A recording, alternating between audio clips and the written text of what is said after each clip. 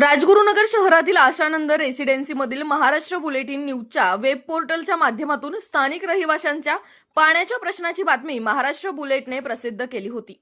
त्यानंतर राज्याचे पालकमंत्री अजितदादा पवार यांनी बातमीची दखल घेत अधिकाऱ्यांना पाणी प्रश्नाबाबत संबंधित अधिकाऱ्यांना लक्ष देण्याच्या सूचना केल्या। याबाबत बातमी महाराष्ट्र बुलेटिनने लावली होती, परंतु त्यानंतर सदर बांधकाम व्यवसायाने रविवार दिनांक 22 सप्टेंबर 2024 रोजी पाण्याबद्दल मीटिंग सोसायटीच्या माध्यमातून लावण्यात आली होती आणि त्या ठिकाणी सर्व महिला सभासद मोठ्या संख्येने उपस्थित होते।